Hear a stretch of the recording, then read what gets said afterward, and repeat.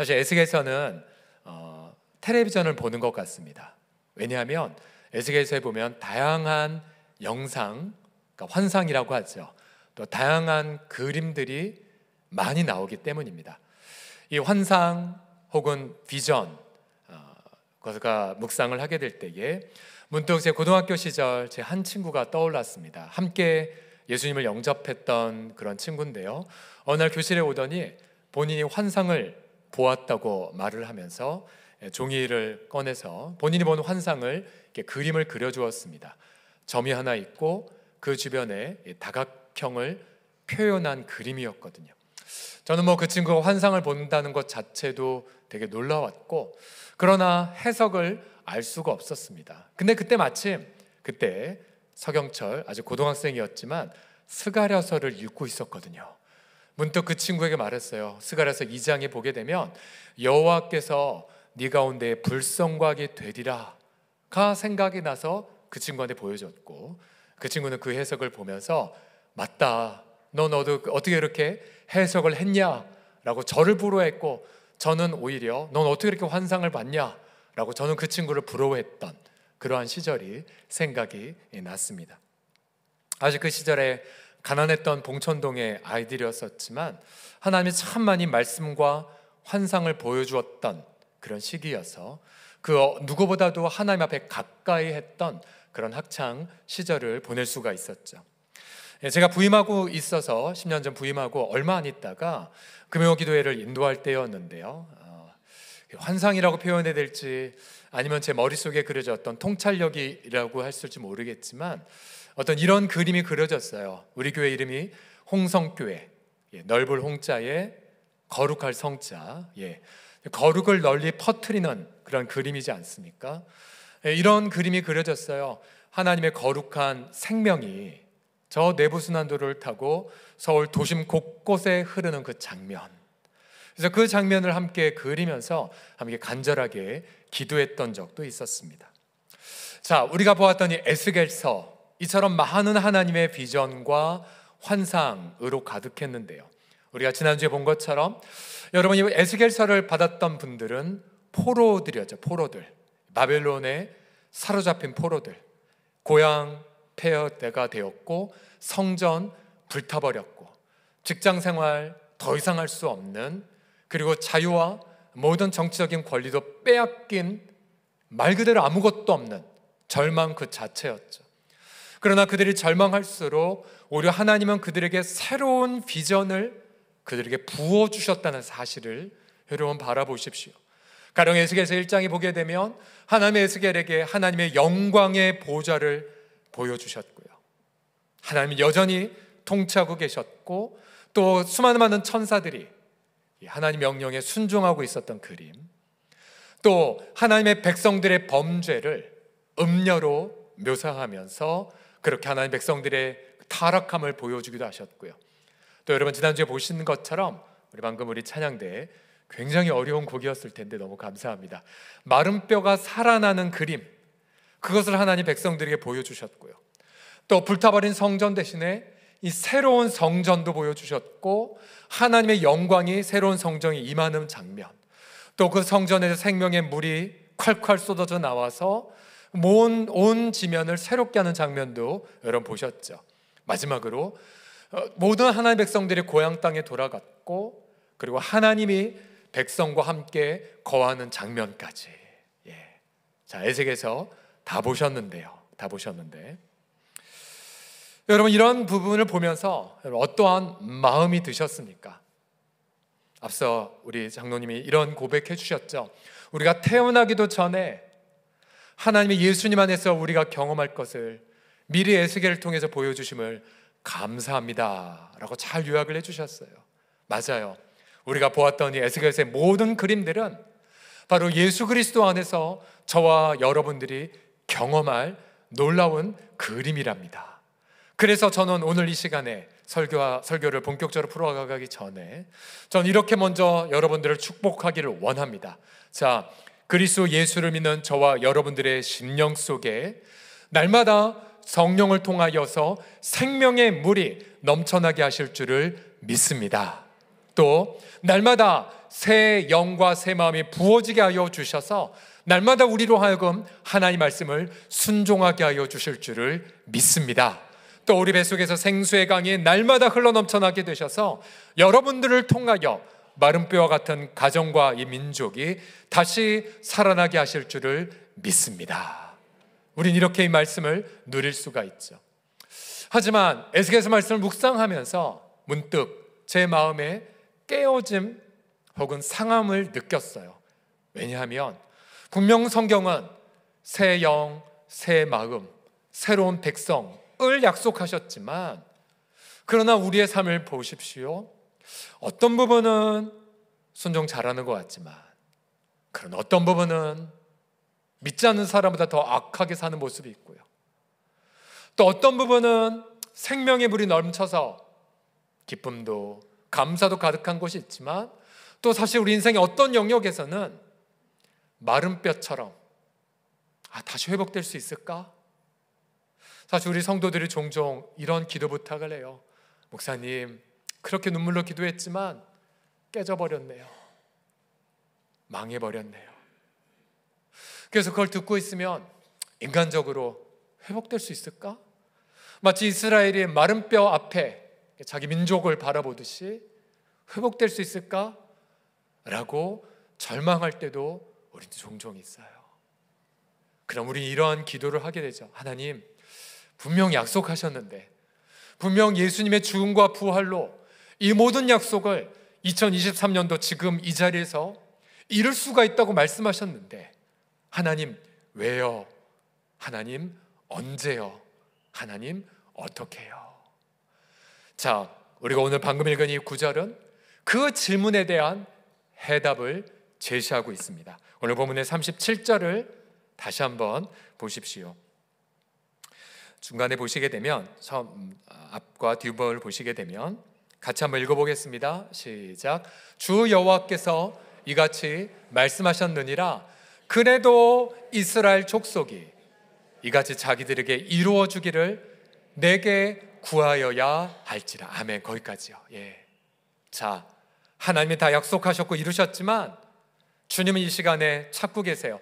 그래도 내가 이렇게 이루어 주기를 너희가 내게 구하여야 할지니라고요.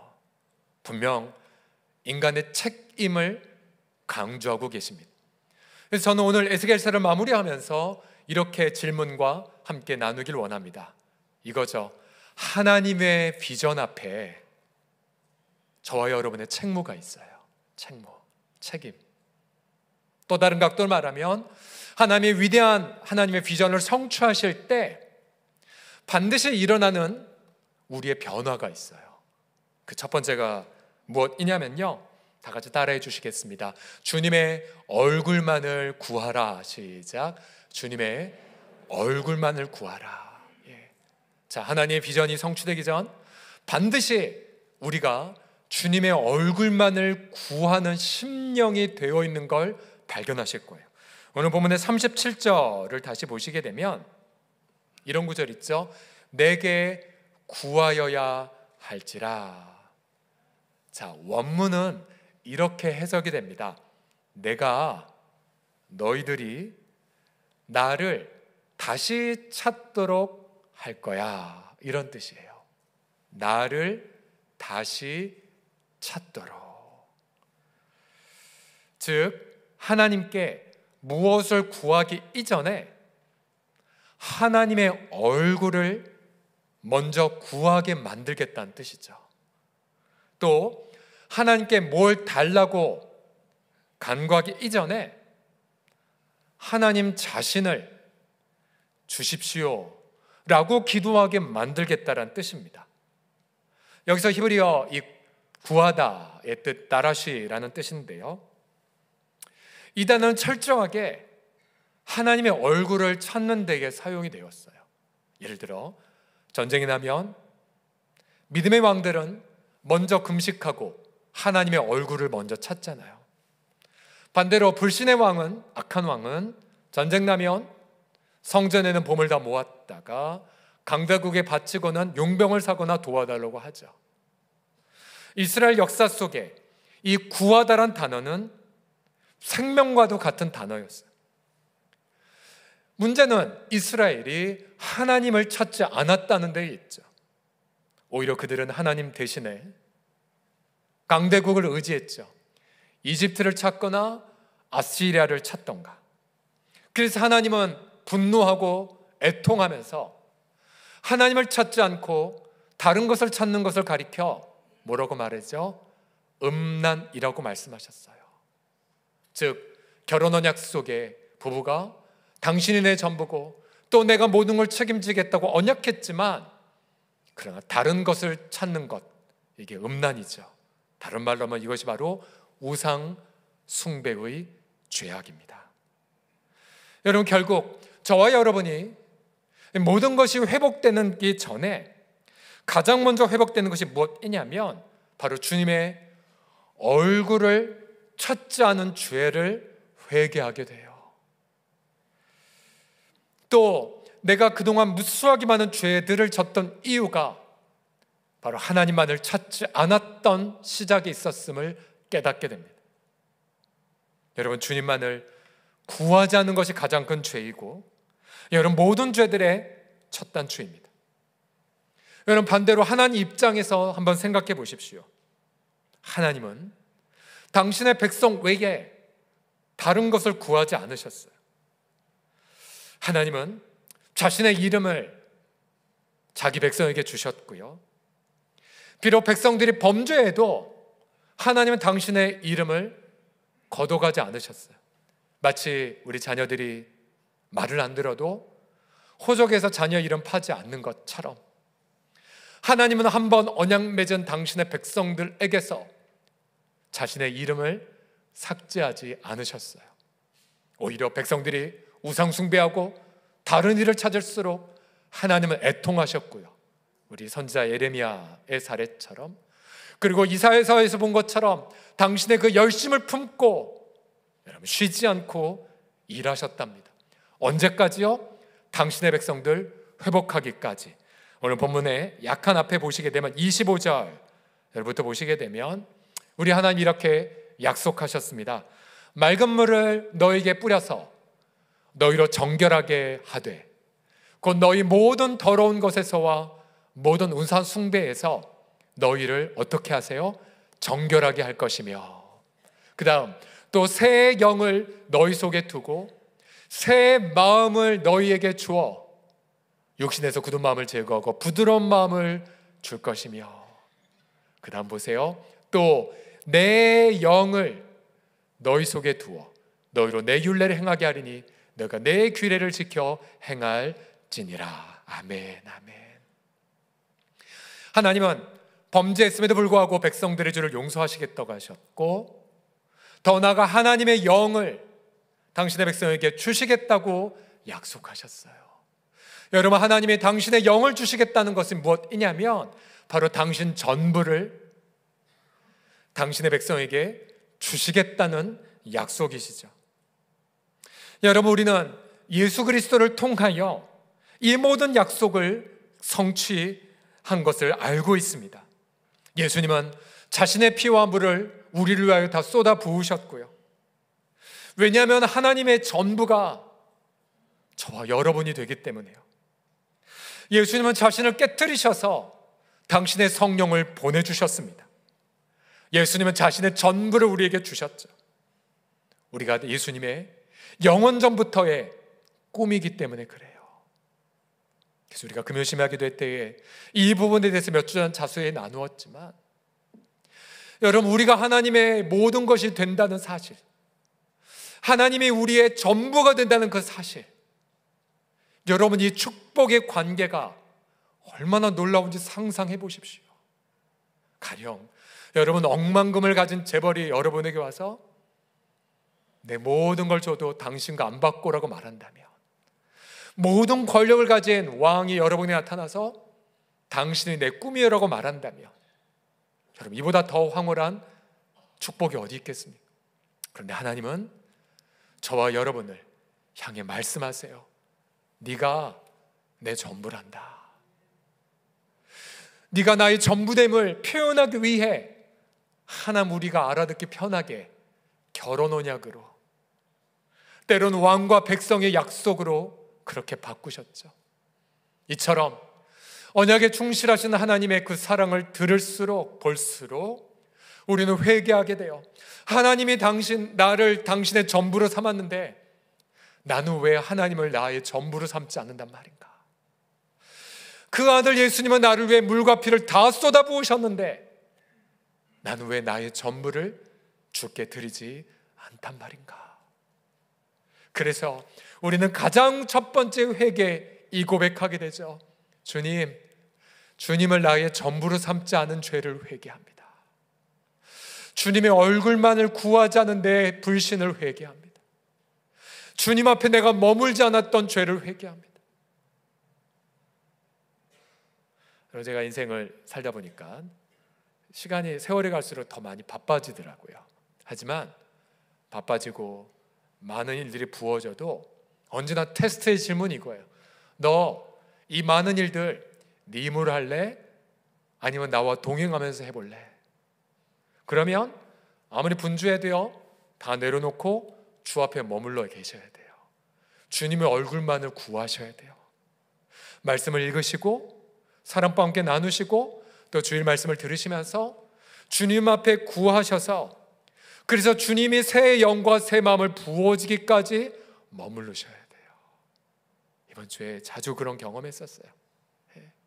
일이 많았지만 주 앞에 머물러 있고 새 영과 새 마음을 부어주시자 언제 그렇다는 듯이 모든 걸 다 쉽게 해나갈 수 있는 부분들, 제가 뭘 했기 때문에 하나님께 영광 오는 것이 아니라 주님을 내 전부로 삼고 주님이 주신 새 영과 새 마음으로 새롭게 한 주간을 보냈다는 그 사실 앞에 뿌듯한 감사를 드릴 수가 있게 되었죠.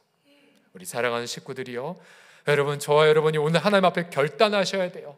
내가 아무리 분주하고 아무리 힘든 일이 있고 아무리 내가 정말 폐허 같은 마른 뼈 같은 상황을 겪었다 할지라도 우리 사랑하는 식구들이요, 주님의 얼굴만을 먼저 구하시기를 간절히 축복합니다. 주님 앞에 먼저 머무르시기를 간절히 소원합니다. 그래서 날마다 하나님이 주시는 새 영과 새 마음으로 새로운 나날들을 맞이하시기를 간절히 축복합니다. 옆 사람 보시면 이렇게 다짐하십시오. 주님만을 먼저 구하겠습니다라고. 시작. 주님만을 먼저 구하겠습니다. 아멘. 자, 첫 번째의 표식이 주님만을 먼저 구하는 거라면, 두 번째, 하나님의 비전 앞에 우리의 책임 혹은 우리가 경험하는 현상이 무엇이냐면, 이제는 주님이 하신 말씀을 바라보면서 그 말씀이 이루어지기까지 매달리는 내 자신을 발견하게 돼요.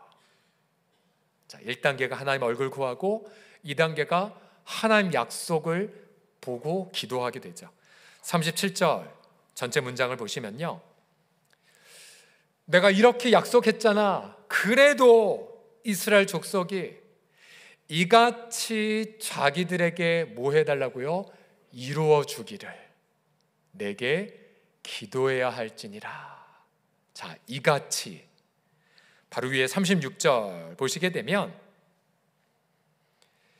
자, 너희 사방에 남은 이방 사람이 나 여호와가 무너진 것 건축하고 황폐한 자리에 너희를 심은 줄을 알 거야. 하나님이 약속하셨거든요. 내가 너희들을 다 모을 거야. 그 전에 너희가 매맞고 흩어졌잖아. 그러나 내 이름을 위해 내가 너희들을 회복할 거야. 약속의 땅에 부를 거야. 새 영을 줄 거야. 너희가 순종한 사람 만들 거야. 그래서 열방 백성들이 나 여호와는 약속을 지킨 분으로 경험하게 될 거라고 약속하셨어요. 여러분 생각해 보세요. 하나님은 에스겔 2600년 전에 약속하셨죠. 그러나 하나님께는 1000년이 1초도 아니에요. 바로 어제 말씀하신 것, 바로 1초 전에 말씀하신 것 똑같아요. 하나님은 약속하셨고 그 약속을 반드시 성취하세요.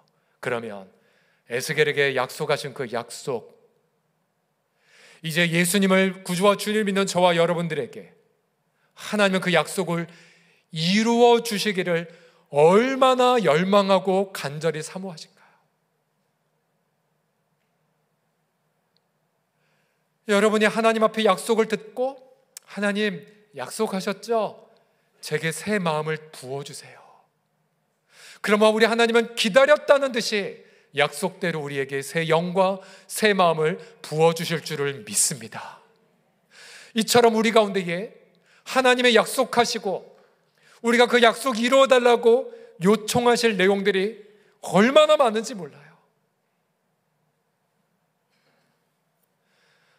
공중의 새 봐, 들에 핀 백합화 봐, 내가 입히고 먹혔잖아. 근데 하늘의 아버지가 너희를 얼마나 더 먹이게 하고 입히게 할 것이냐. 예수님 약속하셨죠.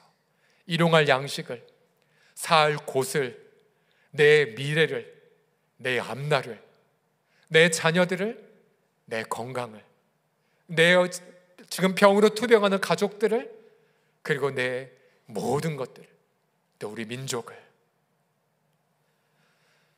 여러분, 오늘 8월 13일이잖아요. 이제 이틀이면 광복절인데, 자, 퀴즈입니다. 여러분, 이번 광복절이 제 몇 주년일까요? 78주년이에요. 78주년. 예, 궁금합니다.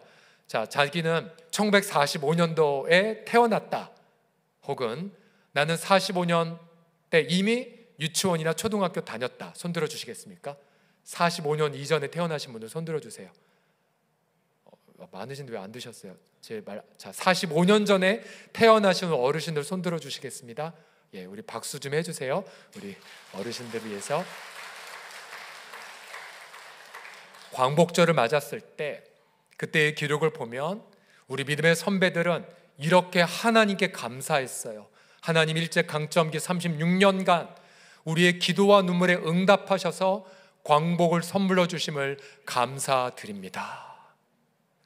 가령 일제강점기 때에 신사참배 반대 때문에 체포당하고 모진 고문을 당한 손영원 목사님, 그는 일본 경찰 앞에서 당당하게 이렇게 일본의 죄악을 하나님 앞에 그렇게 선포했었던 적이 있었죠. 손영원 목사님의 채용조서를 보게 되면 신사참배를 강요한 일본 정부 방침은 여호와 하나님의 뜻에 위반되는 최대의 것으로 하나님의 심판을 받을 때 제일 중한 심판을 받을 겁니다. 목숨을 내놓고 한 말이에요. 그리고 천황에 대해서도 일본 제국 천황도 불신자인 까닭에 일반 불신자처럼 그리스도께서 지상에 재림하시어 전쟁에 불신자 전부를 옥중에 수용 구금해 버릴 것이니, 이것도 목숨을 내놓고 한 말일 거예요. 아마 이 말을 한 순간, 천황이 죄인이라고 한 순간 일본이 아마 그 긴 장도를 목사님의 목에 겨눴겠죠. 패한 악마인 일본도 종래와 같은 천황 통치도 없어지고 기독교 국가로 변혁될 것입니다. 일본이 망할 걸 알았어요, 우리 믿음의 선배들은. 그래서 양심을 지켰고, 그래서 그 당시에 수많은 많은 독립투사들이 어디에서 힘을 얻었냐면 교회를 통해서 힘을 얻지 않았습니까? 하지만 우리의 믿음의 선배들은 광복절을 맞을 때마다 기쁨보다는 암울한 고통이 많으세요. 왜요? 아직 광복이 미완이기 때문에요. 그동안 선배들이 기도했던 기도 제목 중에서 민족복음화라는 제목이라든지 평화통일이라는 제목은 아직 이루어지지 않았거든요. 이제 그 기도 제목은 저와 여러분의 몫이 되었습니다. 그리고 저와 여러분은 간절하게 눈물로 함께 기도하셔야 돼요. 가령 에스겔서 37장 19절에 보시게 되면 오랫동안 이스라엘도 망하기 전에 분단국가로 살았거든요. 북쪽엔 이스라엘이, 그리고 남쪽엔 유다가 서로 그렇게 전쟁하고 다투었거든요. 그런데 하나님은 포로살이하는 에스겔을 향해 이렇게 말씀하셨어요. 너희 두 민족도 하나님의 손 안에서 하나가 될 날이 오리라. 다윗이 왕이 될 것이고 다시 하나가 될 것이란다라고 약속을 받았죠. 마찬가지예요.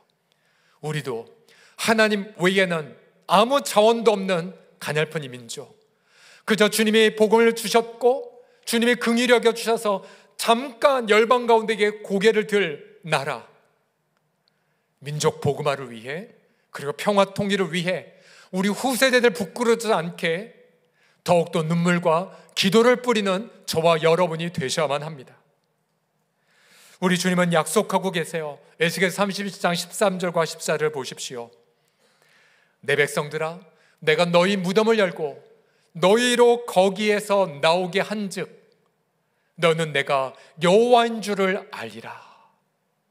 내가 또 내 영을 너희 속에 두어 너희가 살아나게 하고 내가 또 너희를 너희 고국 땅에 두리니 나 여호와가 이 일을 말하고 이룬 줄을 너희가 알리라.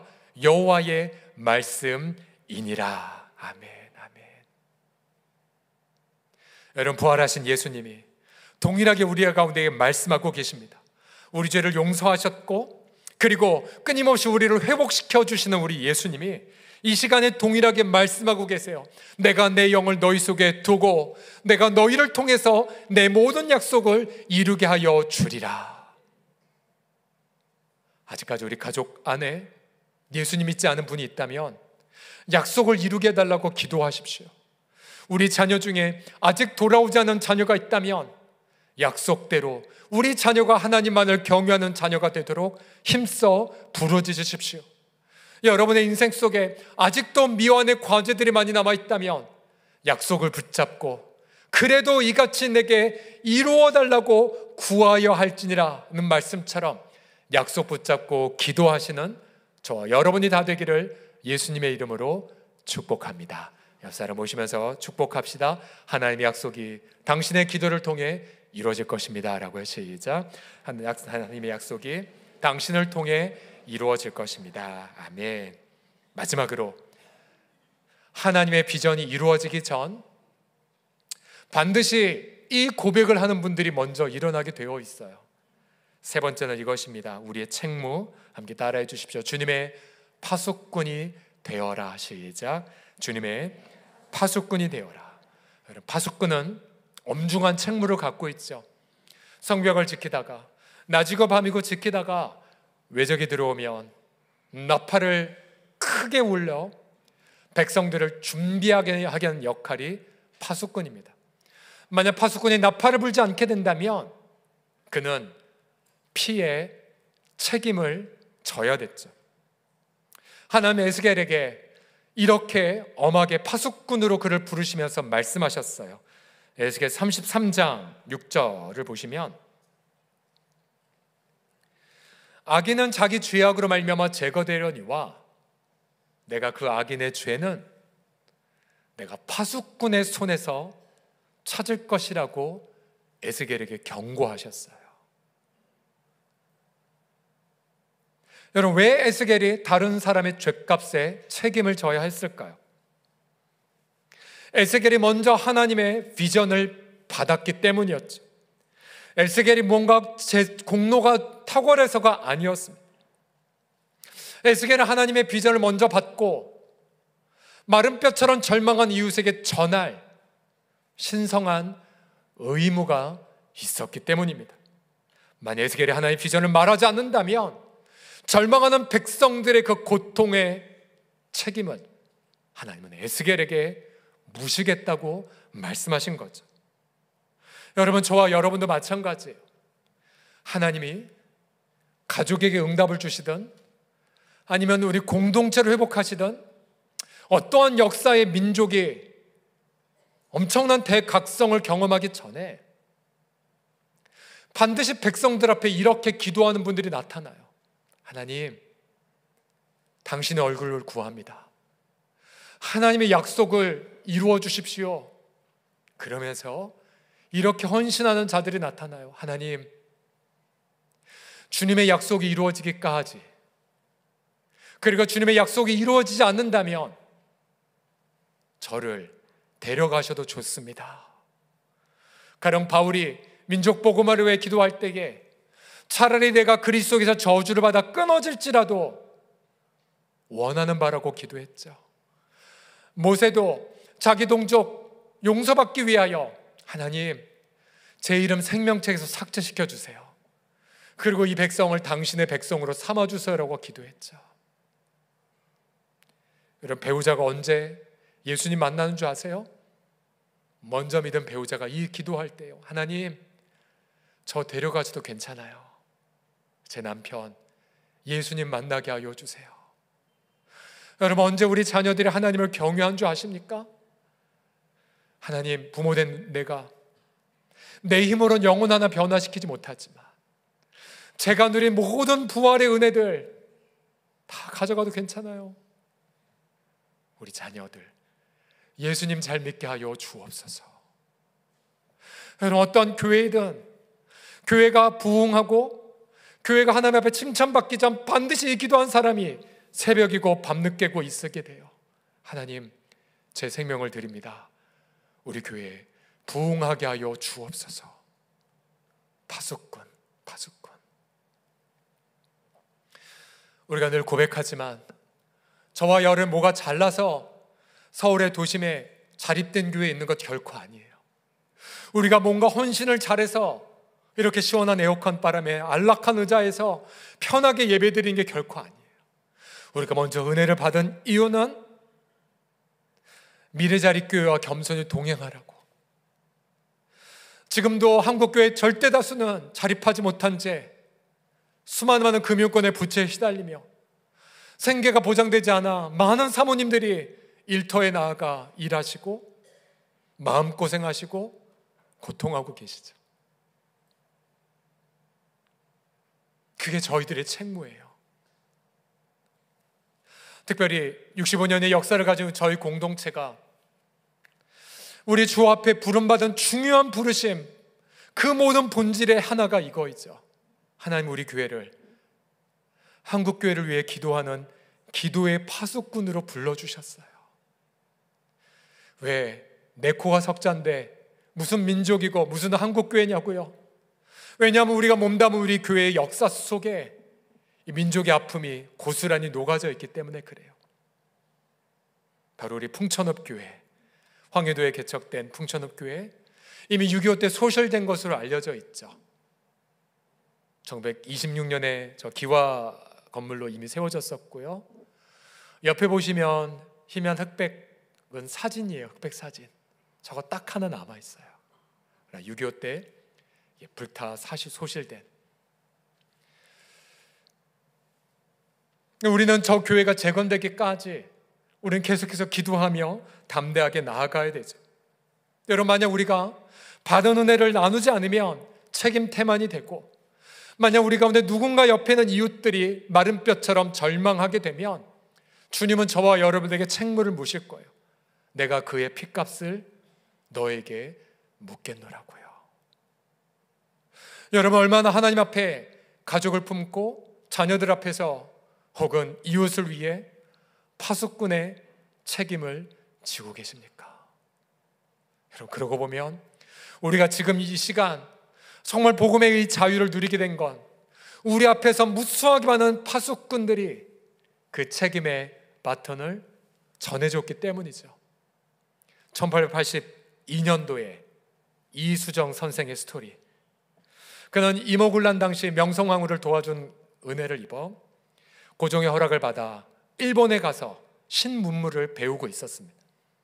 그때에 이미 또다시 서양의 미국의 어느 한 선교사로부터 복음을 먼저 받은 쯔다센이란 농학 박사님을 만나서 이수정 선생이 예수님을 영접하게 돼요. 그리고 도쿄에서 세례를 받게 되죠. 이수정 선생이 먼저 예수를 만난 이 감격 속에서 그 마음속에 파수꾼과 같은 마음이 불타오르기 시작했어요. 그래서 그는 편지를 미국에 보냅니다. 우리나라를 위해 선교사님들을 보내주십시오. 그가 쓴 편지가 미국에 있는 선교 잡지에 실렸고, 그 당시에 20대의 미국의 한 청년이 그 편지를 읽게 됩니다. 원래 그 청년은 인생에 다른 계획이 있었지만 저 편지를 보고는 자기 계획을 다 내려놓고 조선에 오기로, 가난하고 볼품없는 나라에 오기로 결단합니다. 자, 이 청년이 그 당시에 25살의 언더우드입니다. 언더우드, 20대에 불과해요. 그리고 그가 우리가 지난주에 함께 나누었던 아펜젤러 부부와 함께 배를 타고 먼저 일본 요코하마항에 도착해서 거기서 바로 이수정 선생을 감격스레 만납니다. 그리고는 얼마나 감격했을까요? 당신이 쓴 글을 보고 제 인생 계획을 바꿨어.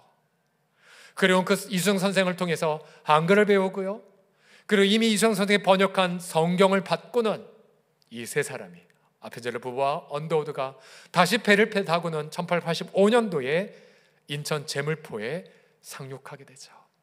그리고 이 세 사람 열심히 복음을 증거하고 교회와 학교를 설립합니다. 그리고 다시 1991년도에 언더우드가 안식년을 맞아서 미국으로 가서 그의 파수꾼 같은 그 심경을 토로합니다. 조선에 선교사가 필요합니다. 그리고 그 도전을 받고는 많은 미국의 젊은이들이 일어났어요. 이른바 호남의 7인, 전킨 선교사나 테이트 선교사 같은 분들이 그 도전에 감동받고는 한국에 오게 되었고요. 1895년도에 한국에 왔던 분이 바로 유진벨 선교사입니다. 호남 선교의 아버지라고 하는 분이죠. 한국 이름 배유지. 이분이 광주를 베이스로 해서 양림교회를 개척하고 또 수피아 여학교와 또한 우일학교를 설립을 하셨죠. 그리고 그분이 세운 교회에 역시 광주의 나환자의 아버지였던 최흥종 같은 민족의 리더들이 배출이 됩니다. 그리고 유진벨 선교사는 대를 이어 그 아들에게, 또 그 사위 린턴에게, 또 그 손주에게, 그리고 그 증손주에게 언더우드 가문처럼 우리 민족을 위해 파수꾼의 사명을 감당하게 되죠. 지금도 유진벨 선교사의 무덤은, 언더우드 선교사는 서울의 양화진에, 유진벨의 선교사는 광주의 호남신학교 뒤에 묻혀 있습니다. 만약 여러분들 이수정 선생이 파수꾼의 사명 모른 채 그냥 본인만 좋다 하고 교회 생활했다면, 만약 언더우드가 그 파수꾼의 부름에 응답 안 했다면, 만약 언더우드가 다시 이 부르심을 미국 젊은이들에게 전하지 않았다면, 만약 유진벨이 이 땅에 오지 않았다면, 만약 그 당시에 파수꾼들이 책임을 다하지 않았다면 저와 여러분은 어떻게 됐을까요? 그로부터 무려 3,100명의 선교사들이 이 땅에 와서 피와 생명을 바쳤거든요. 저는 간절히 에스겔서를 마무리하며 이런 고백과 결단을 하기를 원합니다. 그러면 하나님, 저도 우리 가족을 위한 파수꾼이 되겠습니다. 우리 가족 복음화의 책무를 제게 물어주십시오. 하나님, 우리 민족 복음화의 책임을 제게 주십시오.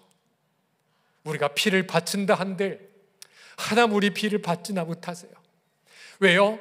이미 예수님이 자신은 죄를 짓지 않으셨음에도 불구하고 우리의 죄를 대신 짊어지시고 우리 핏값을 책임을 지셨기 때문에요.